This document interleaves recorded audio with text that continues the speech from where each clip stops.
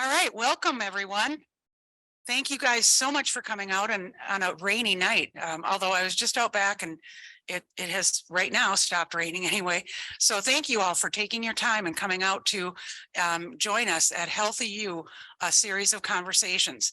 This program is actually 3 years old. I can't believe it. In its third year anyway. And we're going to talk a little bit more about what next year looks like because I'm real excited about the programming for it. My name is Patty Roberts. I'm the Deputy Director here at your City of Port St. Lucie Parks and Recreation Department. We're going to talk a little bit more about why mental health and Parks and Rec in a little bit. But first, we've got quite a bit of business to attend to and some fun. But a few general housekeeping before we partake of the delicious food that's been delivered for us. A couple of housekeeping items. At the registration table, there is a voluntary sign-in sheet. It's strictly up to you. You are not required to sign in at all. And there will be an opportunity for questions and answers from our subject matter expert. Yes, ma'am. Oh, Lordy. Okay. I will make sure there is one. I'm sorry. But there will be an opportunity for questions and answers at the end of the presentation. However, please be patient with me. Each session of HealthyU is recorded. And it's made available by our communications folks, usually 1 to 2 weeks, within 2 weeks for sure. And it's posted on our city's website. And I cannot believe the traffic that we get from people viewing our recorded sessions. I checked with them, oh gosh, a good couple, maybe a month ago. And we had almost like, thank you very much. We had over 800 views of previous recordings. So that's to enable people who might not feel comfortable coming in person, would feel more comfortable viewing it at home. I have people reach out to me and say, I have daycare, or, babysitting needs that I can't make it. Well, you can see it on the recording. So, but with the recording, I would just offer this out at the end when there's questions. Our subject matter expert will take your question, certainly, but she will repeat it into the microphone. That way on the recording, it's not just her response, it's your question as well. Okay, so that's a new piece of it. But I would also ask that people turn off their cell phones. And I would also offer out the restrooms in this building are out these doors here and immediately to the left. Okay, so and I'll talk a little bit about it after we get our plates of food. But I would like to welcome you to the free light dinner that is being provided in the back. So if you want to, go ahead and grab yourself a plate. There is obviously hot food. And then in the cooler are either, I'm not sure exactly what, but I know bottled water, probably iced tea, and perhaps some sodas. So grab yourself a plate of food and something to drink. Come on back to your table and we'll get started as soon as everyone gets done. Thank you.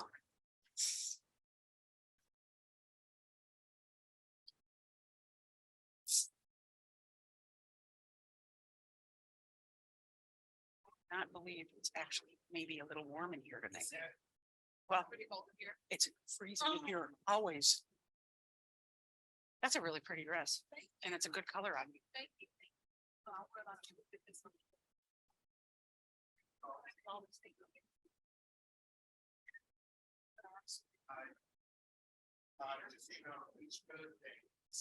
Right, just take that off. Sure.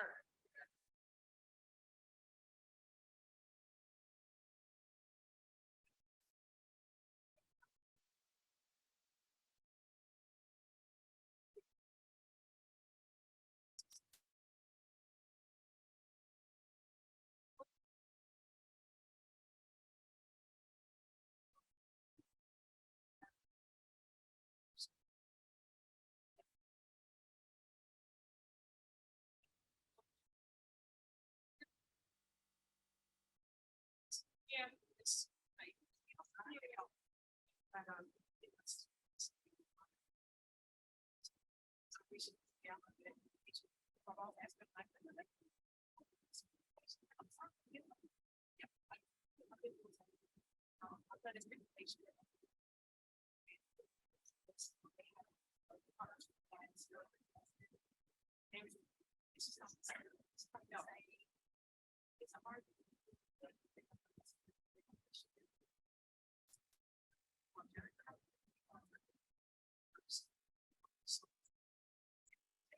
Space down. I'm glad for her, but at least you all had. Well, that's good. Yeah, exactly. Yeah, it did. Yeah. I mean, especially if I think I just went out to the. I think I did.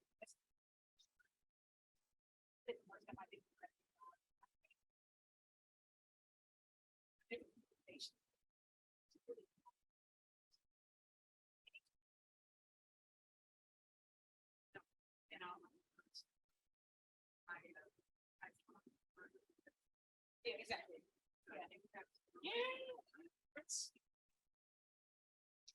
If you have an extra.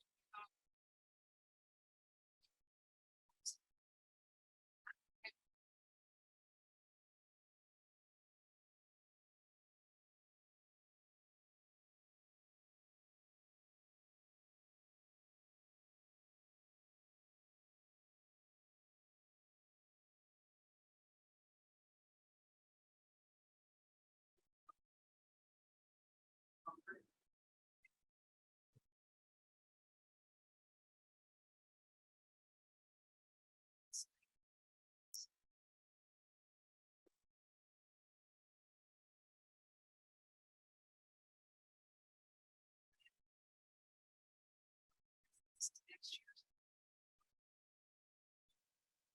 And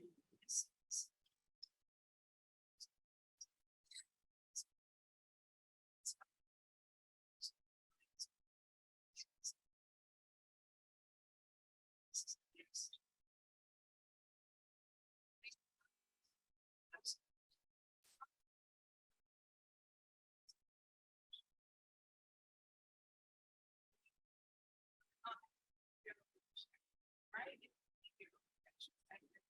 Gotcha.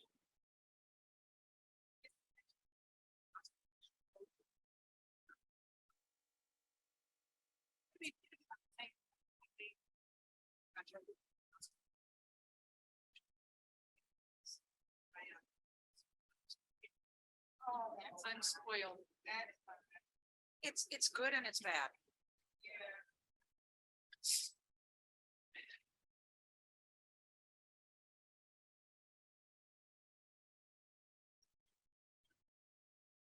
Soon as everybody gets seated.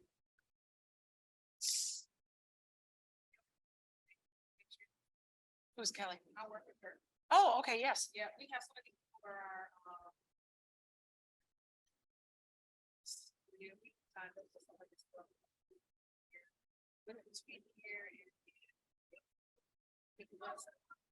Gotcha.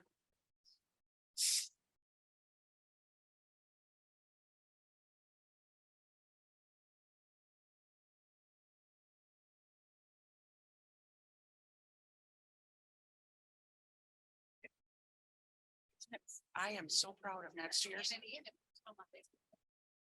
Why don't I send you the flyer? Absolutely, any help I can get. So, I'm the president for the chapter. Yes. And it's nonprofit and we raise money for scholarship. We have something we have here in County. My jurisdiction for the chapter anywhere in county. So we do that chapter members in here, so we will share with any, I know. She's actually, she was new and she's no longer there, but they have another, they have a new, Ann Posey is there. Yeah, Ann Posey is. Well, actually, the job that I have, but actually, administrative.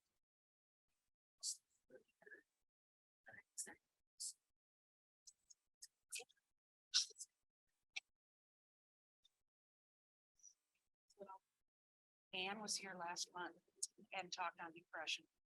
Ann's done a lot with HealthyU. Yeah. She did one on suicide awareness. I've for 3 years, she's been every year doing something. So we're still collaborating with she's doing. How's her husband? Do we know? Jeez. No.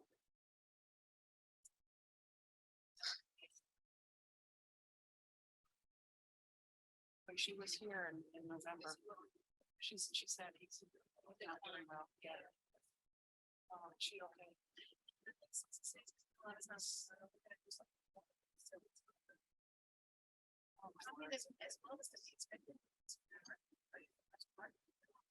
She said she and I commiserated because it'll be 42 years in August for me, and she said it was 35 to be her husband. That's all we really know. So it's hard. All right. Thank you all so much. And hope you enjoy the food. It's something a little new this year, and we're going to go over how that looks for next year. But first, I want to just talk a little bit about HealthyU, and then we'll talk about programming for next year. I'm going to keep it very brief because the whole reason we're here is not to hear Patty, but to hear this woman next to me, and which we will have plenty of time to do that with. So HealthyU is a program that's very near and dear to my heart. And here are some of the topics, whatever that is, drum roll, that we're going to be covering in the year 2023. And just about every one of them is a fairly new topic to HealthyU. But first, we're going to talk about healthy versus unhealthy relationships for teens. Real excited about that one. Wish they would have had it even in my day, but we've got the Florida Department of Health coming out to talk about that. Then we're going to talk about homelessness and its impact on the Treasure Coast today.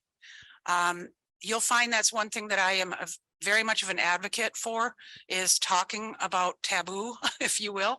And no one wants to really talk about homelessness. And yet we have it right here in Port St. Lucie.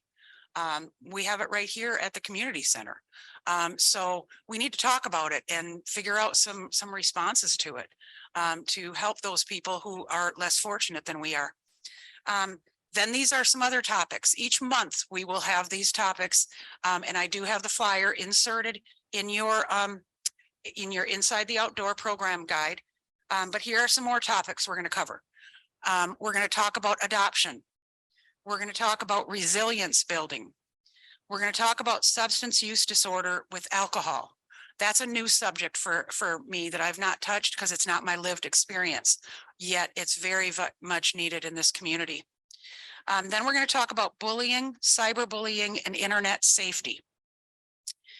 We're going to have a session on suicide awareness. We always every year talk about opioid epidemic awareness. That's in August every year. And then we'll have a session on post-traumatic stress disorder, PTSD. That one is near and dear to my heart. We're going to have a panel of veterans who will share their experience with PTSD.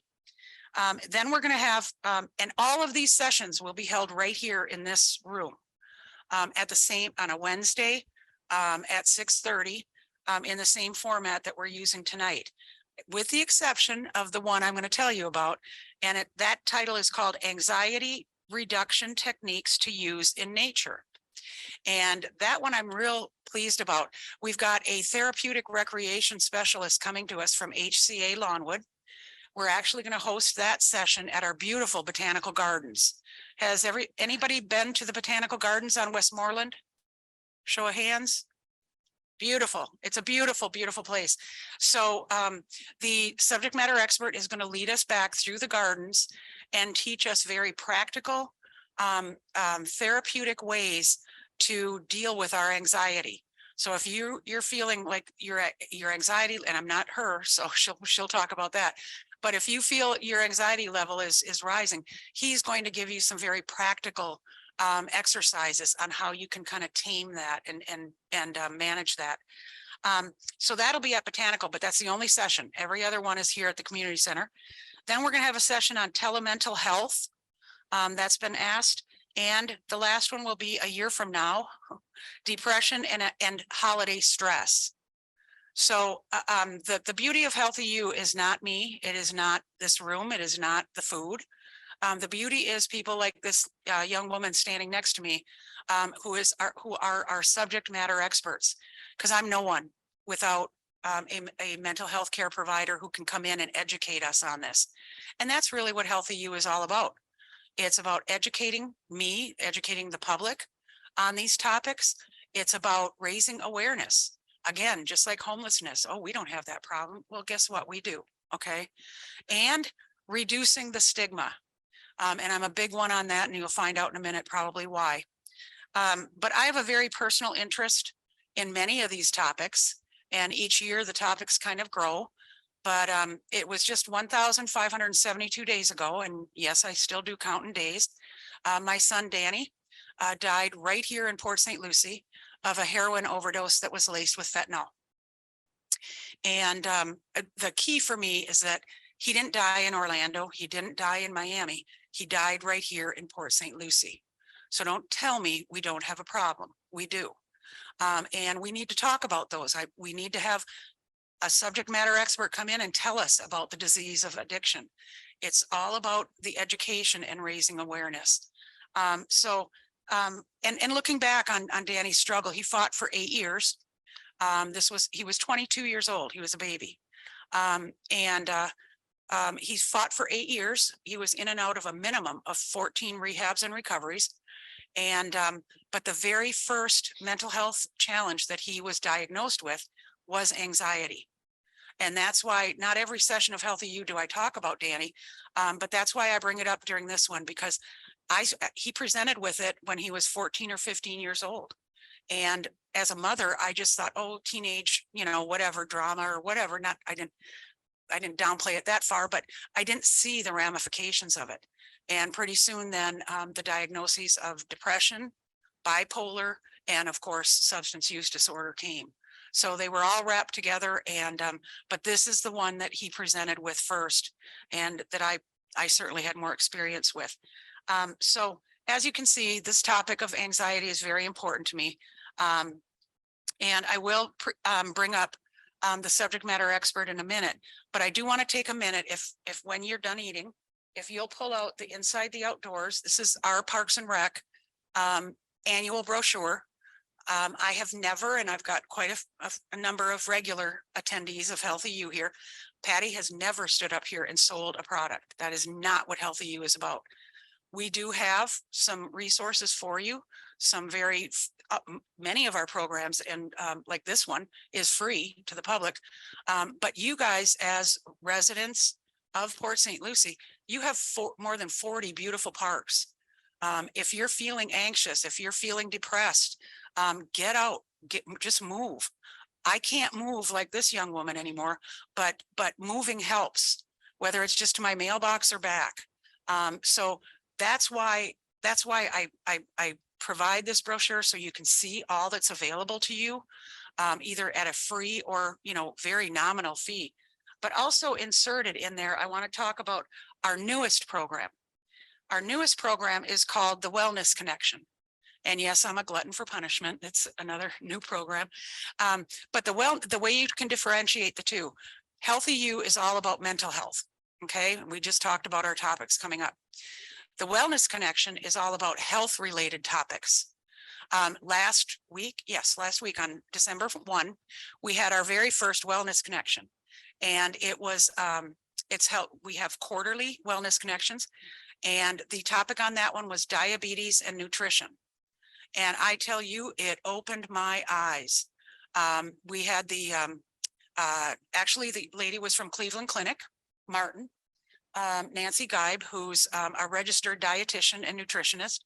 And we had that session at the Mid-Florida Event Center. Does everyone know where that is? Over there on US 1 and Walton Road.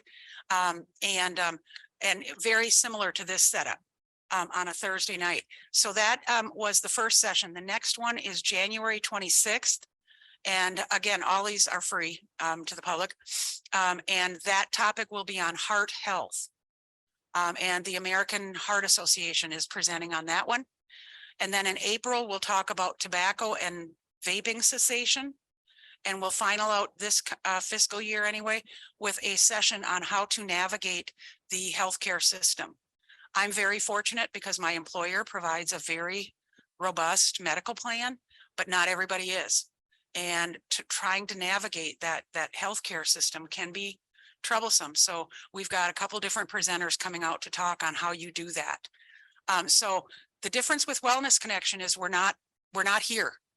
What I do with the Wellness Connection, I'm trying to get out to every district of the city to reach our residents. So we started at the east side at the event center. In January, we'll actually be at the Oxbow Eco Center, which is off of St. James heading north. I wanted to get on the north side of town and reach hopefully those residents. And then in April, we'll be out west at our Minsky Gym. And then we'll final out in July. We'll be meeting at the Botanical Gardens.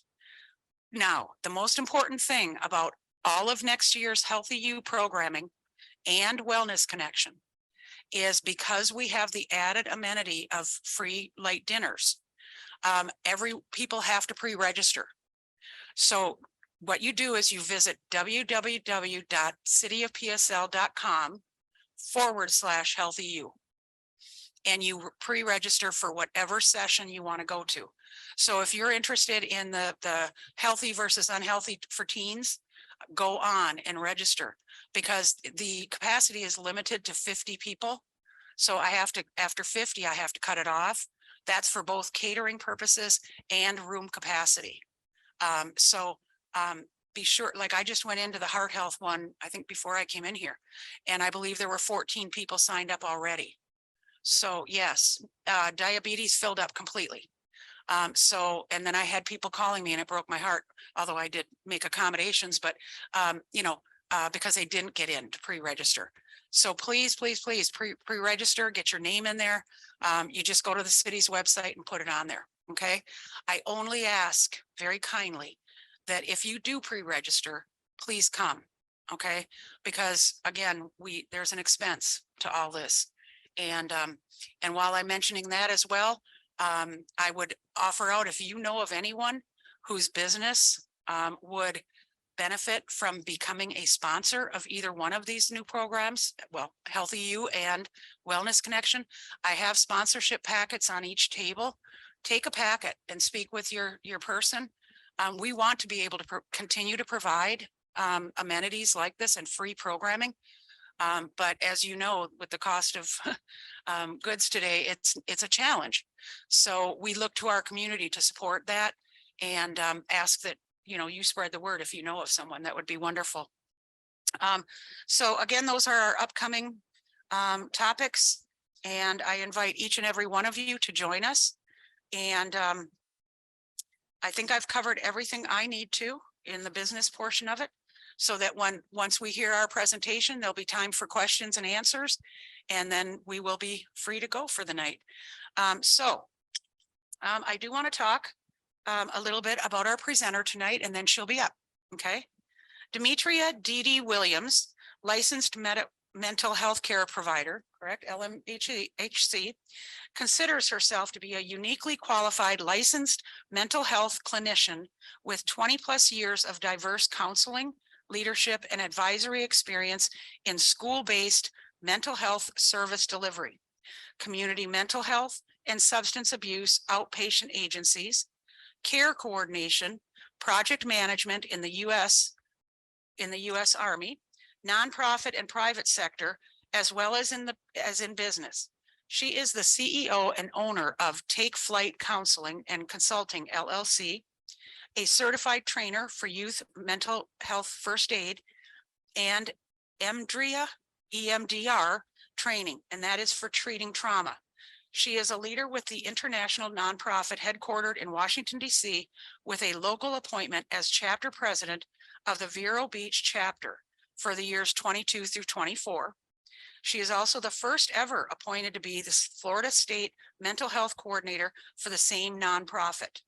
She is presently the clinical manager for inpatient services with Cleveland Clinic Behavioral Health Center in Vero Beach, Florida. She has been married for 15 years with a blended family of 3 children, ages 25, 21, and 10. And she enjoys being a mom and wife, involved with her church family, participating in community service, and volunteering She likes massages and traveling. Okay. So if that isn't a pretty comprehensive bio, I think that's pretty cool to, we pretty much know Dee Dee at this point.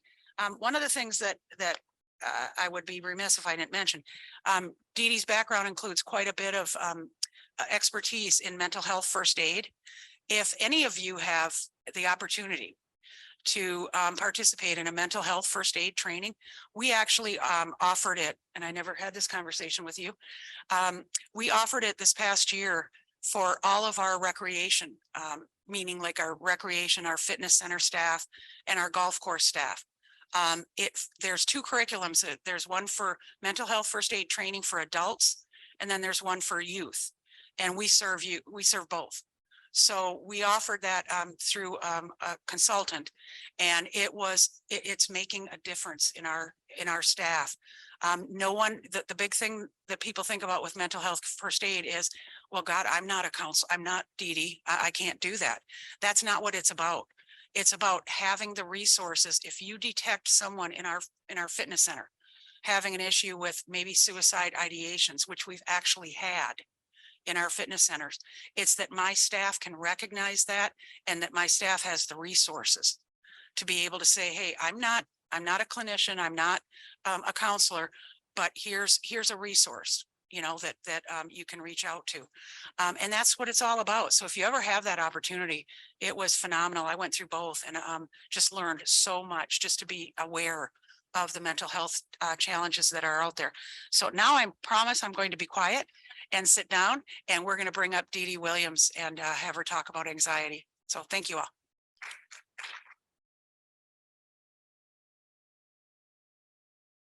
I'm moving. Oh, you're good. Well, good evening. How are we this evening? Are we okay? I'm going to try again. Good evening. Good evening. This is not going to be a boring evening. I just want you all to know. I talked to Patty before, and she told me I can't leave this podium, and I'm sad about that because I like to walk around and engage the audience when I'm speaking. As Patty has said, with my comprehensive bio, I do have quite an extensive background. I served in the military for about 7 years before coming here to the Vero Beach, Florida area where I met my husband and got stuck. So I am here with our wonderful children and family, and my 21-year-old just turned 21 on the 28th. So we actually just celebrated her birthday this past Monday. So excited to be here.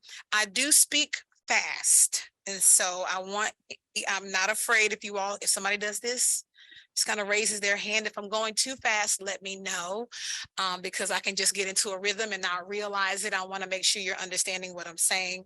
But this is our topic for this evening. It's about anxiety. I will ask for you to raise your hand if you feel comfortable. Feel free to kind of ask questions throughout the presentation. If I feel like there's too many questions coming, I'll try to delay them until the end of the presentation. But I love to have a more interactive approach to this presentation. So now I just got to make sure I figure out how to get let's see if we can get the slide to the next slide. Where's the clicker?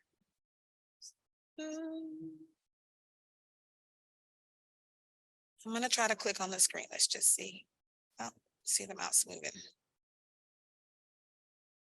Oh, here we go. Let's see. Is that it? Okay, perfect. All right.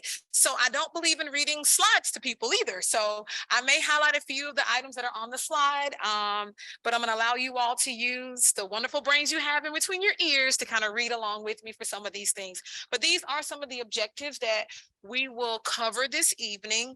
I know that we have all experienced some form of anxiety in our life, and you don't have to be clinical to say you've had an anxious moment. Nod your head north south if that makes sense to you, right?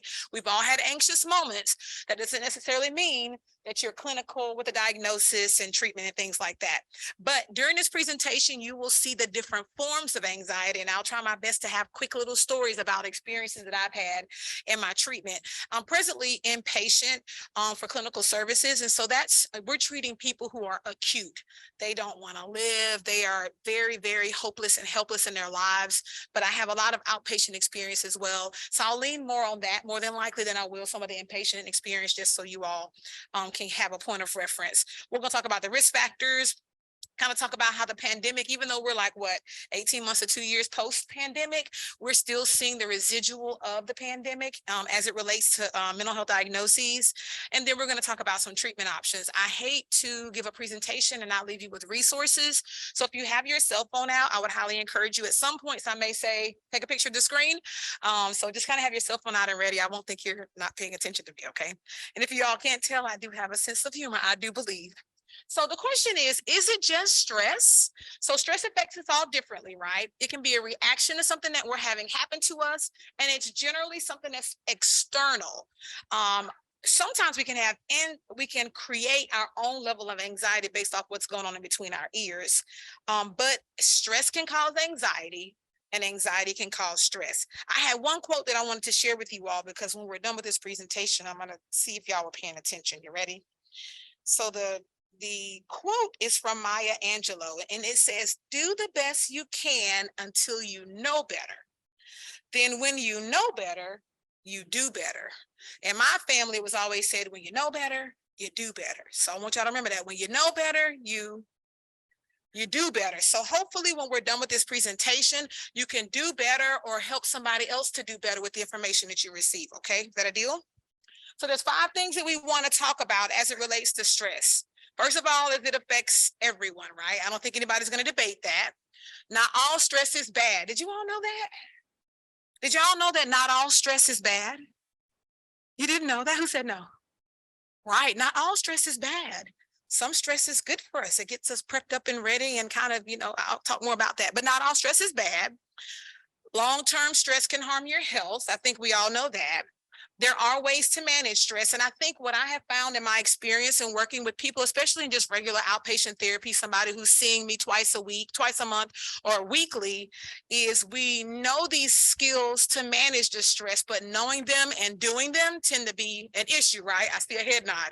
So knowing what to do and then doing them tends to be a challenge, right? And then number 5 says, if you feel overwhelmed by stress, ask for help from a health professional. Okay, so this last one here, I want you all to just imagine yourselves being superheroes with a cape tied around your neck. And the number 1 superpower that everybody in this room has, Miss Patty, is to ask for help. It's the number 1 superpower. It's the number 1 coping skill. And when we don't do that, then we don't do better. Everybody agree with me on that? Yes? Okay, great. All right, so what is anxiety? So I will read some of these because I think it's important. The definition is a feeling of worry, nervousness, or unease, more than temporary worry or fear. So there may be a temporary thing that may happen and it's like you're worried or something like that, right? It's more than that temporary thing that comes over you. It's an emotion characterized by feelings of tension, worried thought, as well as physical changes, increased blood pressure. It doesn't go away.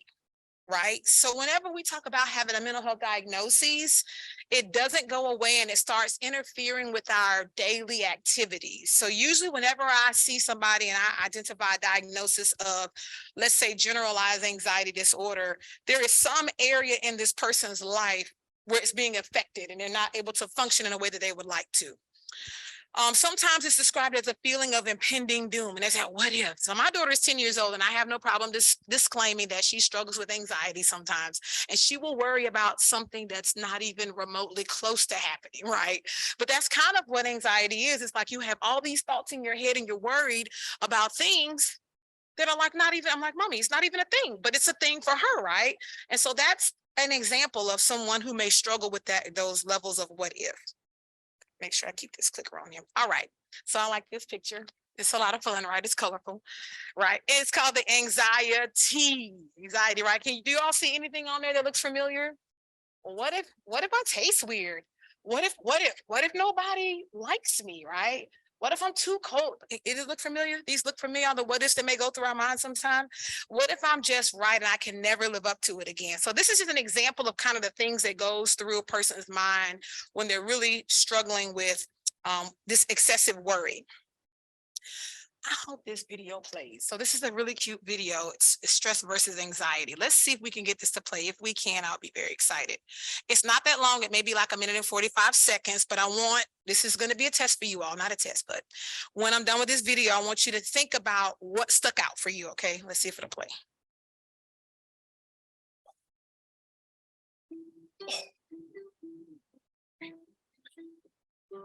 Figure.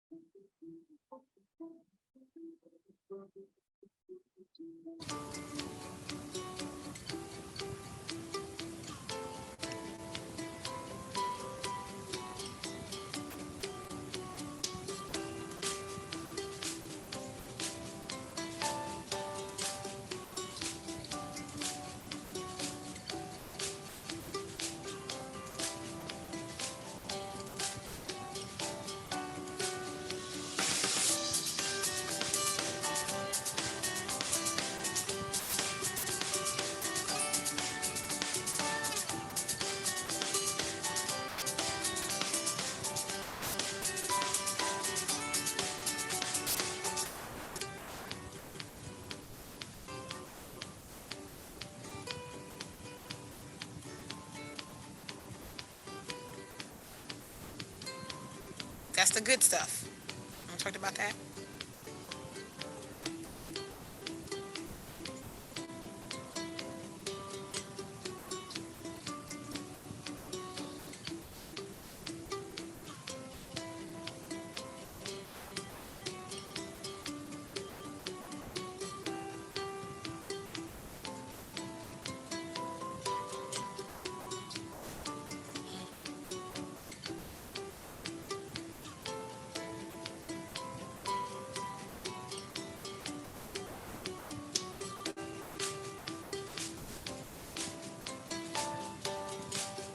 That's really important.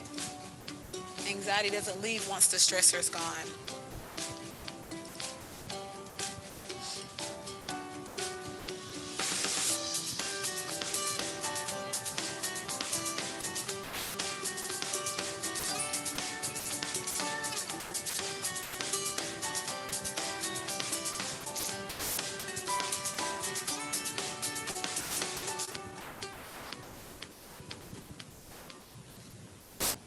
Okay, so I'm not advertising for that particular website, but I will tell you there's a lot of great resources there. So I heard a little bit of chatter. So does anybody want to share something that they saw that stood out to them? Oh, can I pick you? You don't have to give your name, but what stood out to you?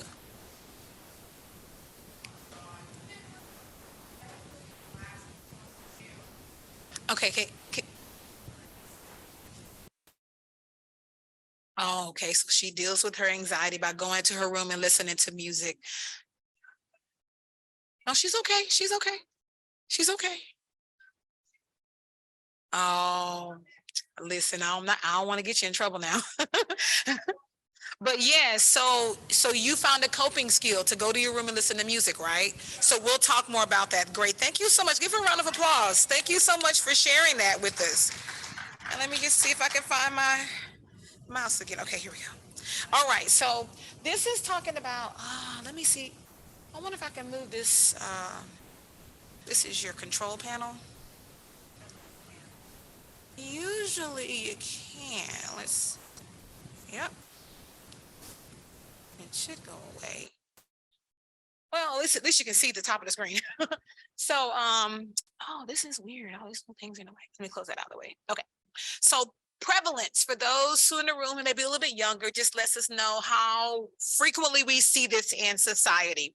So it's estimated that 19.1% of US adults had anxiety and any anxiety disorder in the past year. The prevalence of anxiety disorders was higher for females than it was for males. And it's estimated that 31.1% of US adults experience any anxiety disorder at some time in their lives.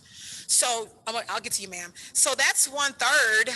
1/3 of Americans experience that. Yes, ma'am, your question. Yes. Yes.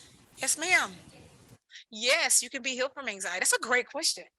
You can be healed. So I've treated people who've had anxiety. There is the range though, right?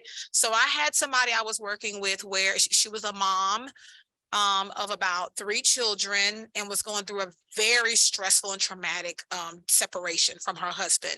And her anxiety was so bad that she could not control her bodily functions. It was extreme. Okay, it was very extreme. But over time, and I'm not saying, I mean, she had to put in the work over time, and it was quite some time, it was over a year, she was able to get that under control. That's an extreme example of that, right? So that's super extreme. And then you have like my 10-year-old daughter, right? Who right before a test is like, ah, and she can't sleep at night because she's thinking about things that are not going to happen. But that's, so everybody is different. But with therapy, yes, ma'am. And sometimes medication, depending on the individual and what they have going on, a person can definitely be treated for it and live a very healthy life where they don't wake up with impending doom every morning. So yes, ma'am, there's treatment for that. Thank you for that question.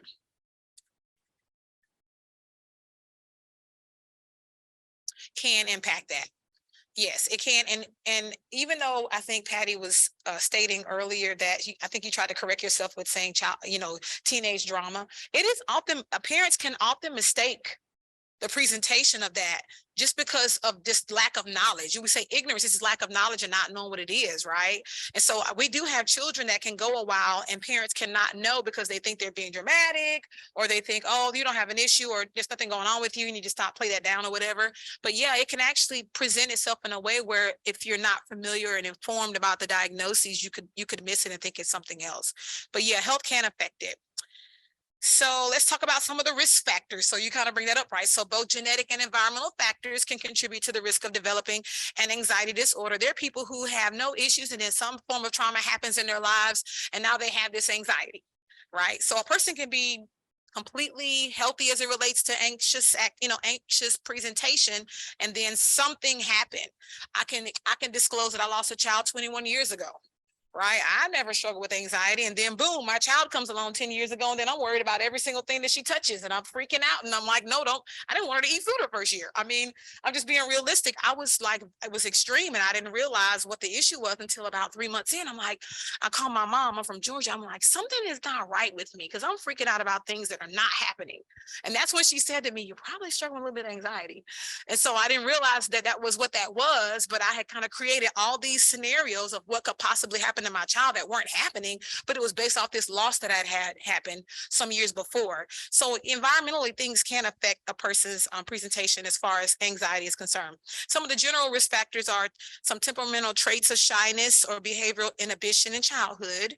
I just explained that second one, exposure to stressful and negative life or environmental events in early childhood or adulthood. ACEs, I saw you're going to have a training on PTSD and trauma-informed care, and they're going to talk about that in more detail. Maybe there's a history of anxiety or other mental illnesses in the family, right? Sometimes we can assume these types of things from being around our family members who present with them. And then some physical health conditions, right? Thyroid problems, heart arrhythmias, caffeine can produce or aggravate anxious symptoms. So we have a bunch of different types of anxieties. I'm going to go through these kind of fast because I want to be able to allow you all to ask questions. But these are the main ones that we can find in what we call our DSM-5, which is what we use to identify the symptoms to basically diagnose correctly a person that may be presenting with them. We have GAD, generalized anxiety disorder, panic disorder, we have phobias, PTSD, and then OCD, obsessive compulsive disorder. So generalized anxiety disorder is just that. It's very general. It's excessive worry for most days for at least 6 months. It's not anything in particular. Yes, this is where you want to take out your phone and take pictures. I see somebody taking a picture. So if you want to take a picture of these, you can. If you go online and look at stuff up, it's going to give you a bunch of extra symptoms, but these are just the general symptoms that you'll find with GAD.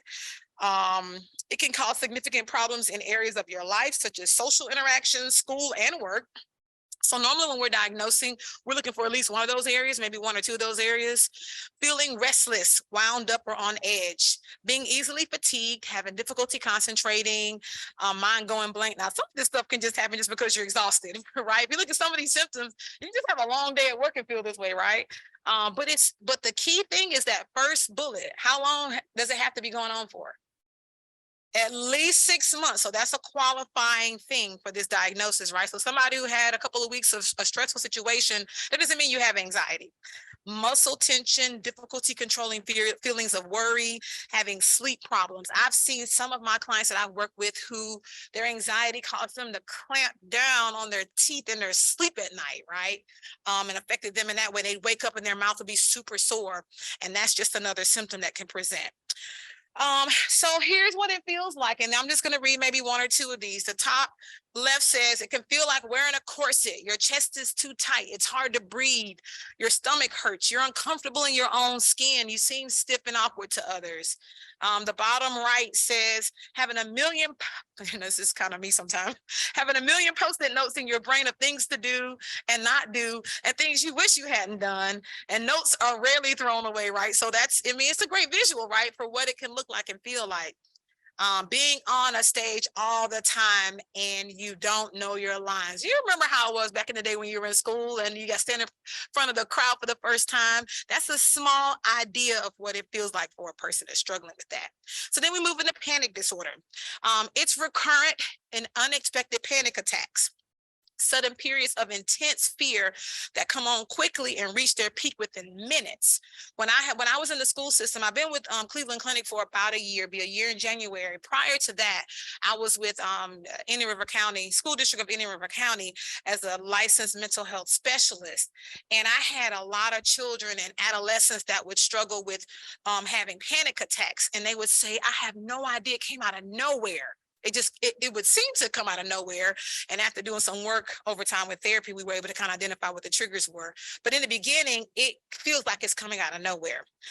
And during those attacks, people can experience heart palpitations, pounding heartbeat, accelerated heart rate, sweating, trembling or shaking, shortness of breath, feeling of impending doom. There's that impending doom again, and feelings of being out of control. So panic disorder is a little bit different. And then there's phobias. I think everybody understands what a phobia is, right?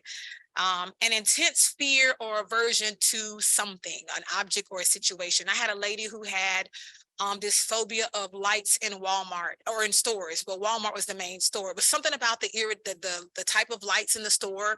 Like she did not want to go into the store, like grocery stores, and it was like a whole thing. And so if you're not familiar with some of these things that people struggle with, it can be like, what is that all about? But it's a real thing, and it's a real fear for people that are experiencing this. And usually for a phobia, the fear is out of proportion to what the thing is, right? So there's this little bug on the ground, but the person's like, they're running for their lives, right? It's this big, but they're running like somebody's chasing them with a dagger. That's when something's out of proportion to the actual danger. The person may have an irrational, excessive worry about encountering that feared thing, right? Taking active steps towards avoiding it, right? So, and they will do everything they can to avoid whatever this fear is they have of this thing. And then they experience immediate, intense anxiety upon encountering whatever that thing is. And then they endure unavoidable objects and situations with intense anxiety. So that's what the phobias are. And then this is just another little fun picture I have. And we've seen this before, right? We got to wake the kids up and be like, my daughter's coming to the room. Mommy, I think I hear something. There's nothing you hear. But we got to go cut on all the lights and, pick up the covers and so they can look up under the bed and things like that. There's nothing going on, but there's this fear that there's something happening. And here's another one. It has a bag of spiders over the person's head, right? The visual, the person's all kind of, they don't even see the spider, but they're freaking out thinking something's going to happen. All right, social anxiety disorder. I'll never forget the first case of social anxiety disorder that I had. It was with a student in high school. She was about 9th or 10th grade. She was not going to class. So she would literally come to school and go straight to the nurse. And everybody thought, oh, she just doesn't want to go to class and do her classwork. And after I finally just started scheduling her therapy sessions at the very beginning of the day so I could get to her. And then I realized she had social phobia, social anxiety. She would literally have stomach aches, would feel sick to her stomach and would be nauseous and would have to go home because she had this fear of judgment and coming into the classroom, right? So that's a little example of that. General intense fear of or anxiety towards social or performance situations. On the left side, it says, my voice sounds horrible. I'm going to mess this up. Everyone hates this speech. On the right, I hope no one tries to talk to me after we're done. I'm ready to go home. Now, some of this is normal, right? For the first time you've ever presented in front of a group of people, but for somebody who has this, it happens every time, all the time. It is not it's not something they want to do. They will stop whatever it is they're doing to avoid this thing. And for this young lady, she wasn't going to school and it was affecting her attendance. So one kid was hanging out in the bathroom and just refused to go to school, refused to go in the classroom. And so we figured it out because the attendance and the parents would call and say, well, she's not home. Where is she? She'd been in the nurse's office in the mornings, and it was a thing. So that's an example. So agoraphobia is an intense fear of two or more of the following situations. So the criteria is two or more: using public transportation, being in open spaces or in closed spaces, standing in line or being in a crowd, being outside of the home alone. In the most severe form of this, the individual can become housebound. I've seen that as well. Pandemic anxiety.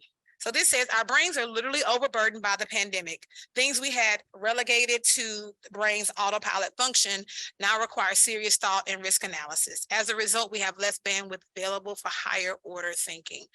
There was a lot, I think we could all in this room say at some point, there was a lot of anxiety about what was happening when the pandemic first kicked off. And is it safe to go somewhere? I can just remember telling my husband just not even a month ago, like, I remember there being no cars anywhere because everybody was at home, right? Nobody was going anywhere, right? And we don't realize how that affects our brains to sit at home for months at a time. And at the time, I think my daughter, she's in the 5th grade now, so I think she'd be in the 3rd grade. The kids were doing schoolwork at home and they'd never done online classwork before. And so that created anxiety because it's like, I got to do everything online. So the pandemic definitely impacted all of us in a way that it had not before. And so we saw an increase in that. 25% increase, as it would be. And the prevalence of anxiety and depression, that's globally, not just nationwide. And again, 1/3 of adults in the US report experiencing those symptoms of anxiety or depression directly related to the pandemic. 30% reported they suffered from stress related to the pandemic. 12% reported they had contemplated suicide. So we saw some things we had not seen before because of being holed up in our houses, right? You got more time to think. You got more time to think about what's not happening. You got more time to think about what you want to happen that can't happen, right? So we started as a world having this created idea of things because we could not go anywhere.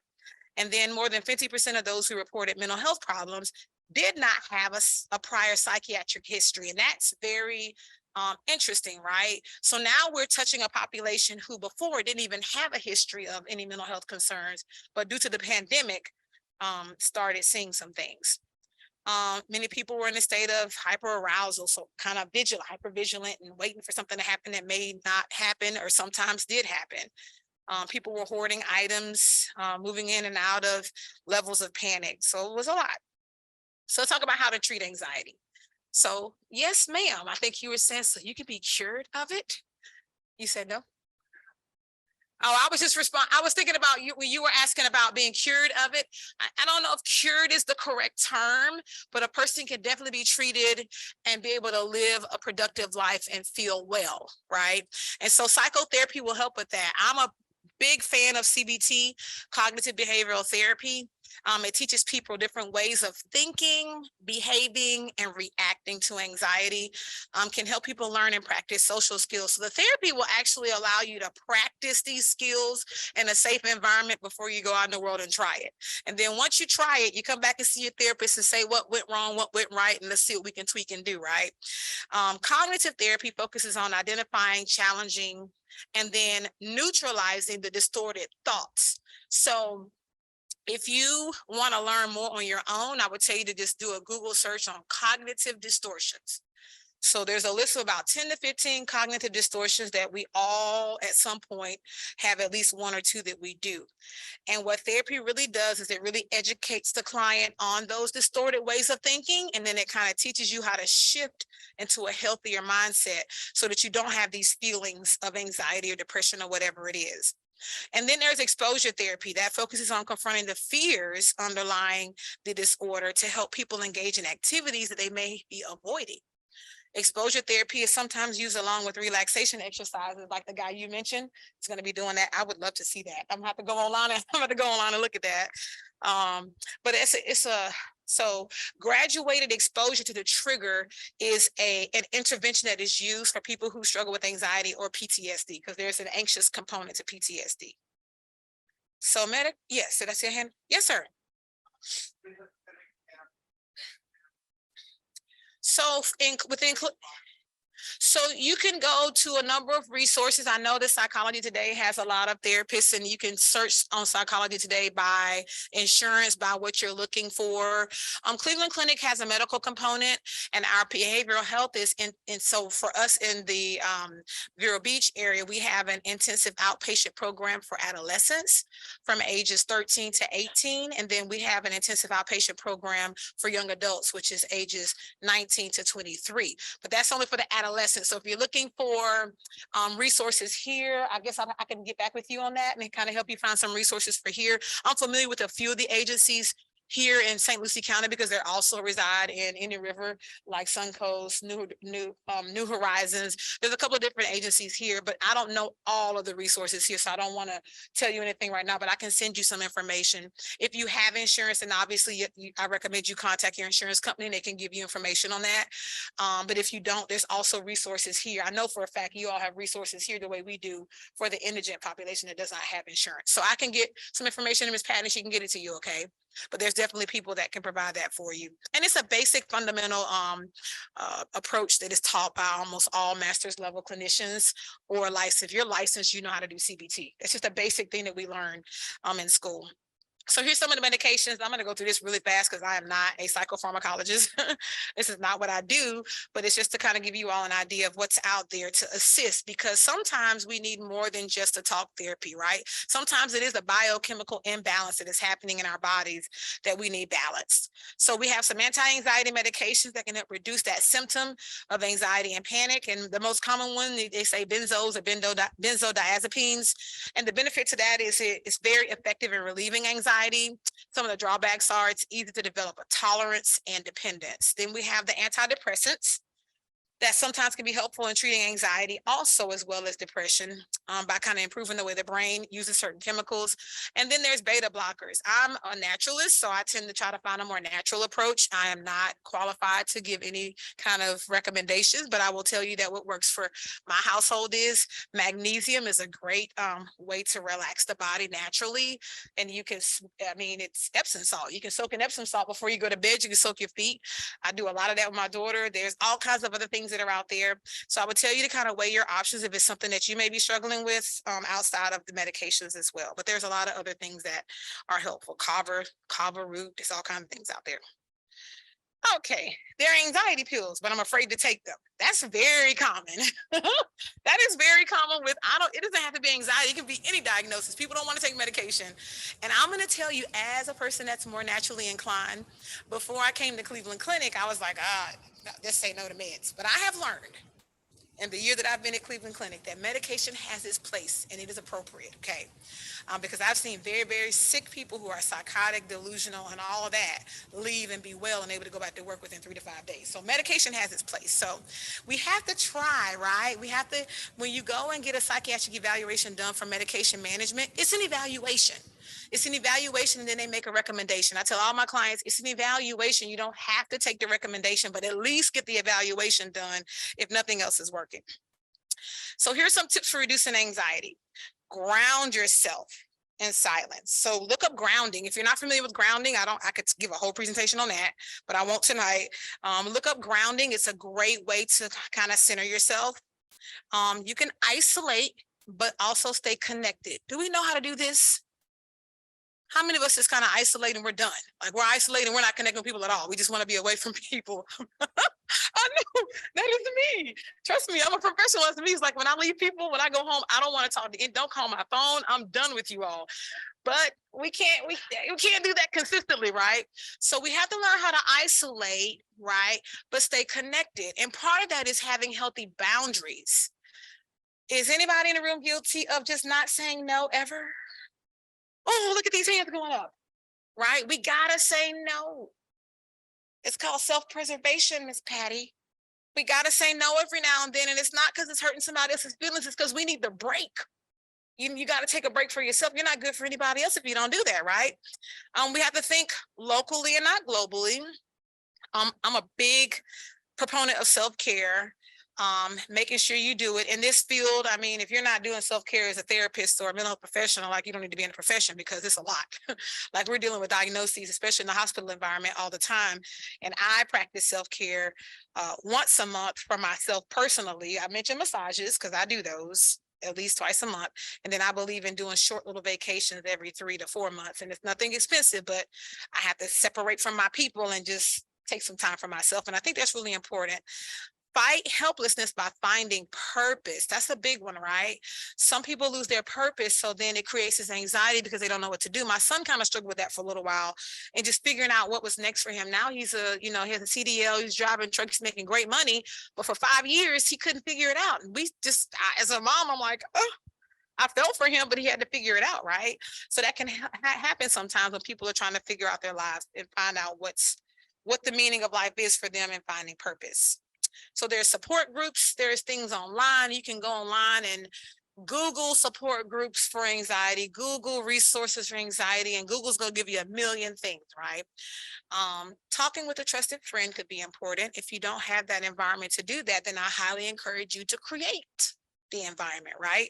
Some of us isolate and we don't want to talk to anybody. We don't really have a strong support system. So I have spent a lot of time in sessions with clients helping them develop a support system because they didn't have it. Stress management techniques. So I'm just gonna be honest. All this stuff looks good, right? Meditation, exercise, it all sounds good, right?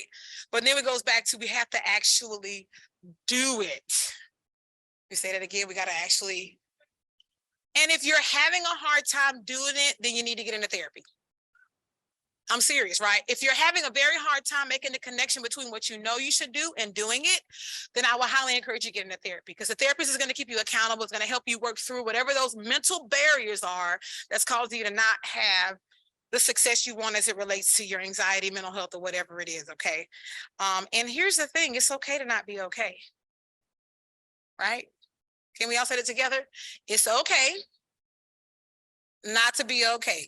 It's okay not to be okay. It's okay not to be okay, but we got to do something about that, right? All right, so here's a grounding tool. Here's one example of grounding.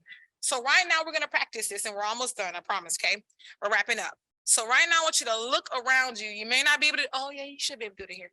You may not be able to find all 5 of these, but let's just try this, right? Find 5 things you can see.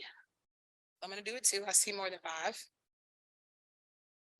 5 things you can see. Once you found that, 4 things you can touch. They have to be different. So you can't look at the tablecloth and then just do that 4 times. You can't do that, right? 4 things you can touch, even if you don't touch them. 3 things you can hear. I hear laughing. I heard something outside, right? Some people talking. Oh, that's 3, right? 2 things you can smell. This might be hard. 2 things you can smell. Smell your clothes. And the food, right? And then 1 thing you can taste. Sometimes if you mindfully close your mouth and just let your tongue sit on your cleft, you can almost taste your tongue, so to speak, right? This is what grounding is. My favorite one is stopping and listening. I like that one. That's being present. When you're grounding, you're being present. You're slowing your brain down, right? You're slowing your brain down and you're not thinking about the gazillion things that you have or haven't done. I do this almost daily. It's called leaving my office and walking outside and doing 2 laps in the parking lot, okay? Because it's freezing in my office, first of all, and my fingers start turning purple. This is that cold. But it also gives me a chance to just kind of like just throw my brain out of sync from the rat race of what's going on. And when I go back in, I'm like, oh, okay, let's go. And sometimes I do it more than once in a day. But it's a very easy thing to do. It doesn't cost you anything, right? How many of you all have ever tried that before tonight? Very good. I see a couple of hands up. I'm going to challenge you all to try that more often. All right. So there's a lot of resources. Oh, you can take a picture of this one. This is a great resource. I took this straight from the website. So I'm going to move this out the way so you can see it. Take a picture if you want. Okay. The National Institute of Mental Health has a million things on there. There was some, I could have added like 10 slides just from this website, but I just said, no, I'll just copy and paste this picture and then let them find it. But there's a lot of great resources on that website for you. So check that out. And then here's to take pictures of these as well. They have the Anxiety and Depression Association of America. I don't even think I knew about that until I was doing research for this presentation. I'm like, oh, right. Well, you know better, you do better, right? So I'll start using this now in my presentation. So there's that association, and then there's the Anxiety Resource Center. So, I mean, if we have 1/3 of our entire globe that's struggling with this, there should be a lot of resources available for it, right? Makes sense? Here's some self-help books. I'll take a picture of that, you can. You got the Anxiety and Phobia Workbook, the Feeling Good Handbook, Mindfulness-Based Stress Reduction Workbook. You don't have to wait until that man comes in, but definitely try to, is that next year, right? Make sure you register for that, because that's great. And it's free. Here's more. So we have live yoga sessions. There's Wellness Connection. I use an app called Calm. You familiar with the Calm app? So the Calm app actually, like, it costs. There's like, it usually has a subscription to it, but I don't pay for the subscription. I just use all the free stuff that's on. There's a ton of free things on there. And because I do have such a monkey brain, they have the scenes part on there, and you can play. I'm just going to see if I can do it. I feel my phone will act right. So I actually keep my phone plugged up at night. It says, take a deep breath, right? And then it'll give you, so that if you can hear this, can you hear the water? It's what I go to bed to at night. I don't have it this loud, but I put it right next to I'm like this. And I don't know what it is about it, but I go to sleep. And my mom, I'm from South Georgia. My parents came in for Thanksgiving, and my daughter has like the whole light thing on the ceiling, and she has the sound machine, and we figured out she's got some sensory stuff going on. So it works for her. But I just happened to tell my mom, I said, well, I have a little sound thing that I use. She goes, for how long? I'm like, 5 years, maybe 4 or 5 years. They didn't even know, and I thought I had told them. So I was having a very difficult time with like slowing my brain down when I got home from work. So at night, and I couldn't go to sleep, and I just stay up and be on my phone and watch TV. And I'm like, this is not healthy. I can't get any rest. And then I wake up and I'm exhausted. So I cut that on, and then I go to sleep. And as soon as it goes off, I'm awake. Like, I can hear it when it cuts off. But the Calm app is pretty cool, and it's free. And then here's some wellness clarity coaching FAQs for you. Some of this is from Cleveland. I know we don't have Cleveland employees in here, but we have some great FAQs on there as well. And then, so Patty's going to upload that online, so you'll be able to go back through and see the presentation. Yes, ma'am, you'll be able to receive it. And then those are just my references. And I'm done. What questions do you have? Oh, no. No, you'll be able to go back to this on the website. So yes, so no, we don't want to have anxiety because of that. I saw a hand raised. Yes, sir. Those are all online, and this presentation was done for employees and for the public. And so I think that first link was for the public, and the bottom link may be for employees. So, but the rest of it is for the public. Well, the different links that I showed you for the other associations, you should be able to get information there as well. Yes. What other questions do you all have? Yes, ma'am. Yes.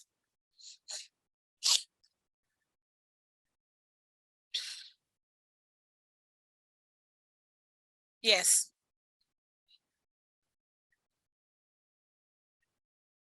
Yes.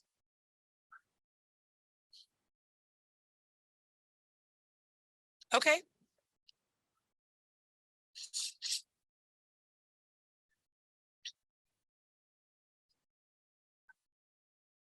Yeah. Yes.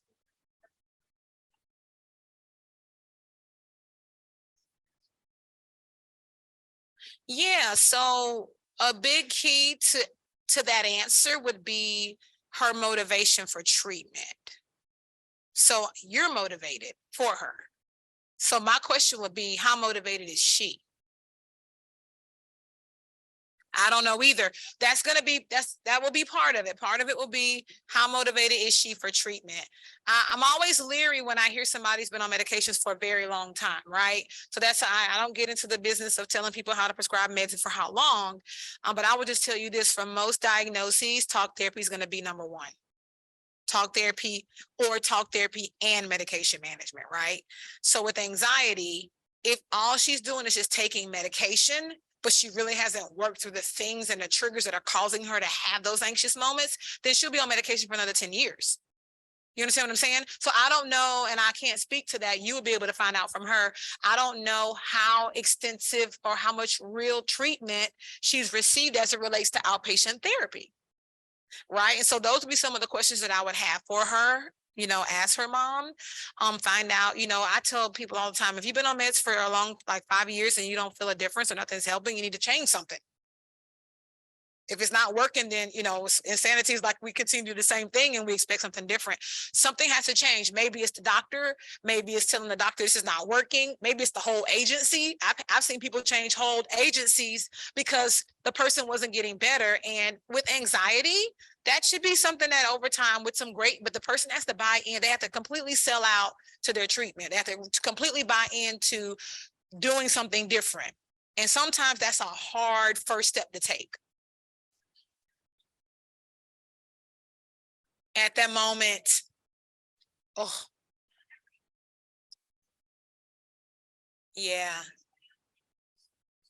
yeah. So that's not great treatment. So that's a pet peeve. That's a pet peeve that I have. So I'll just tell you right now, I have a pet peeve of people coming into therapy and they're like, what happened the last week? Oh, this is what happened. Okay, let's talk about that. That's not a treatment plan. Oh, gotcha. Yeah. Sounds like she needs different treatment providers. I don't want to tell you that. I mean, she's got to research that, but I mean, there is a certain level of firefighting that we have to do as clinicians when people come in and they have immediate stressors. There is, we do have a fiduciary responsibility to assist the client in getting through that. But whenever I've worked with, I still have clients right now in my business that I don't have a couple of them outside of my job. But even now, when I feel like we've gone too far to the left, I have to come back and say, let's go back and look at the treatment plan and look at what you said you wanted to accomplish in the next 3 to 6 months. Because we're talking about all these other things.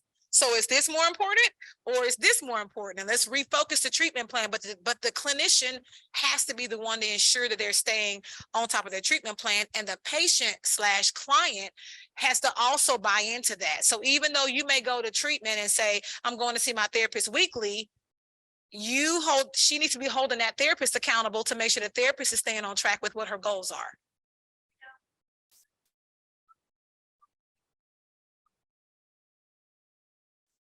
That's fair.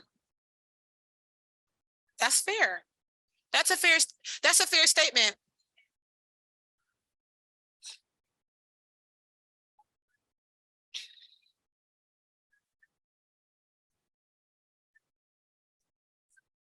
Yes.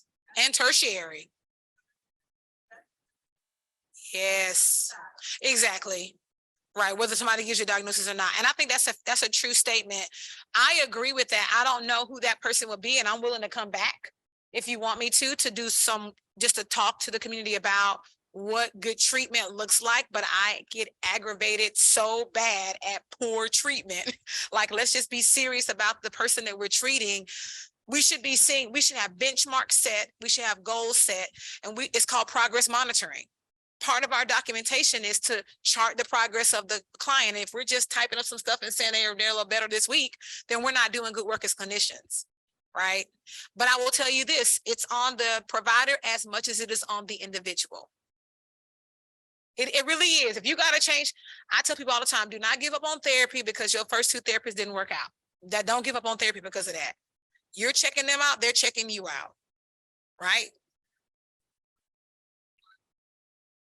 So you really want to be looking to ensure that they're meeting what your needs are based off of the goals and objectives that you have, right? So your daughter is struggling with anxiety. If she were to come to me and say, I've been on this medication for 5 years, I had therapy a couple of times over the last 15 years, I wasn't really engaged, that would be a red flag for me, because then I didn't want to go, well, so what caused you not to be engaged? I would ask that question, right? So what was it? And it could be, oh, I didn't like the therapist, or I just didn't feel like the person was listening to me, or I feel like they talk more about themselves than they talked about, it could be whatever. That's going to be the first thing that I address before we can even get into the challenges, so that we can overcome that barrier and then really get into the work of what that client is there to see me for, right? And I challenge the client to hold me accountable to what they want to get accomplished, but they got to do the work. That makes sense? Yeah. Yes, ma'am. Oh, I'm so sorry, by the way. I'm supposed to be asking questions when they're speaking. I'm sorry to the people on the recording. Yes. So what's your question? I'm going to repeat your question after you say it so that the recording will pick it up. Oh, sorry. Oh, I'm so sorry. I just realized we had all this great conversation and I wasn't asking the questions you all were asking. So nobody's going to hear that on here. Oh, it's okay. It'll come back to you. Somebody over here was raising their hand. Did I see someone? She doesn't remember.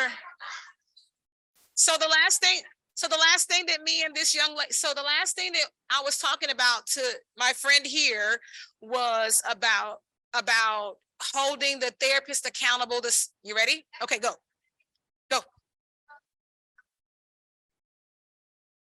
Yes. Yes.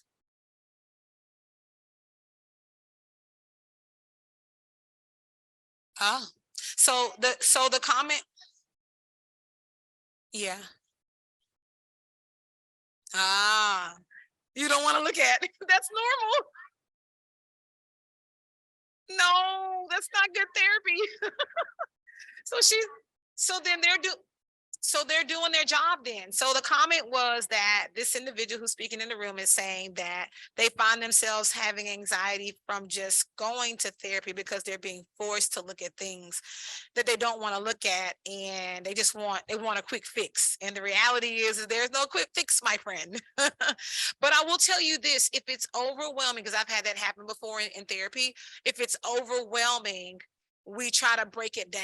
So I would have that person, what's the most overwhelming about this thing? And let's see if we can take it one bite at a time, so the whole thing is not right. So you don't have to tell me what it is, but that would be an approach that I would have, because that's a very normal thing that happens with people on the first session. In the first session, people come in and it's like, oh, like, I just don't want to do this. I don't know what to expect. So yeah, yeah, yeah, yeah, yeah. So then it may be a matter of you really identifying what the goal is, because therapy is not always about going back 50 years either. So I'm not a proponent of that either. So you don't have to go back. Oh, you need EMDR or some kind of trauma therapy. Yeah. Any other questions? That's a great point to make, that even going to therapy can create its own level of anxiety because you're facing things that you need to face, but there's this, I don't really want to do that. But I always tell my clients, whenever you're feeling that, you're in the right place. Whenever you're having that feeling, that means you're doing the work you need to be doing, because you want to get to a point where you can move past that so you can start having the healing. What else? Nothing else? If nothing else, I thank you for your time and attention. You have been a great audience tonight. I appreciate it. Good job. You all should pat yourselves on the back.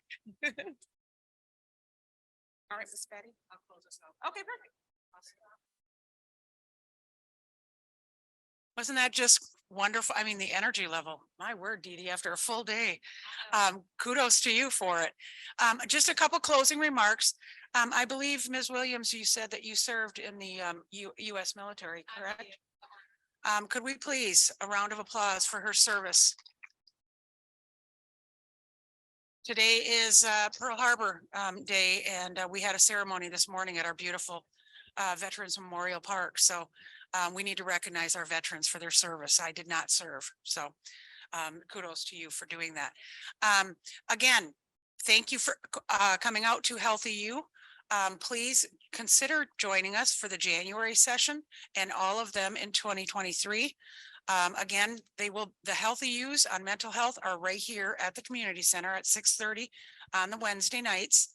Pre-register because I have to cut it off at 50. And then consider also, if you want, or if you know someone else, heart health is a huge topic in our community. So that comes up on January 26th. So please do that. The only thing I would ask is, as we leave here tonight, let's be clean and neat. I don't have staff that clears tables at night. So if we can do that, we'll be back and see you guys in January. Merry Christmas and happy holidays. And thank you all for coming.